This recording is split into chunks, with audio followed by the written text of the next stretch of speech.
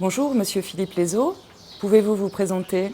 Bonjour Camille, je suis Philippe Lezeau, directeur de recherche au CNRS. Je travaille à l'Université de Paris-Sud, Paris-Saclay, au sein de l'Institut de chimie moléculaire et des matériaux d'Orsay, dans le groupe de RMN de l'Institut.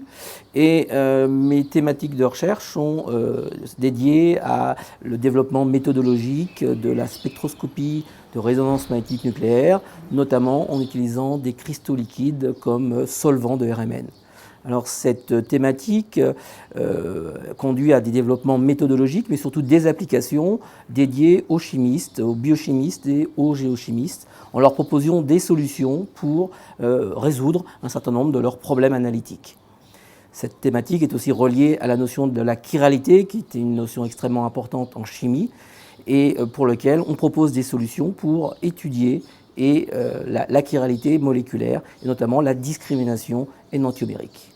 Alors justement, lors des JPFSA, vous avez donné en plénière une conférence sur la spectroscopie RMN, anisotropie et chiralité, une aventure méthodologique et analytique dans les cristaux liquides chiro. Pouvez-vous nous expliquer ce domaine spécifique de la RMN? Alors tout à fait.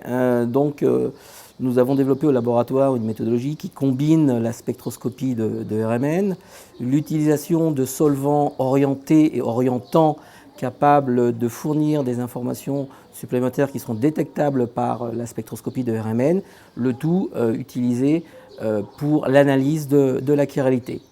Un tournant de cette approche a été le développement méthodologique en utilisant de la RMN du deutérium en abondance naturelle, à savoir que on détecte naturellement l'isotope de l'hydrogène, le deutérium, dans son abondance naturelle, soit 1,55 10-2% par rapport à l'hydrogène. Donc c'est un noyau très faiblement abondant, mais les développements méthodologiques et technologiques et instrumentaux de la résonance magnétique nucléaire, notamment la combinaison de spectromètres au champ et de cryosondes deutérium, entre autres, a permis de dépasser les problèmes de sensibilité et donc d'accéder à la formation associée au deutérium des molécules qui sont naturellement abondants et qui sont une source extrêmement intéressante en termes d'informations moléculaires.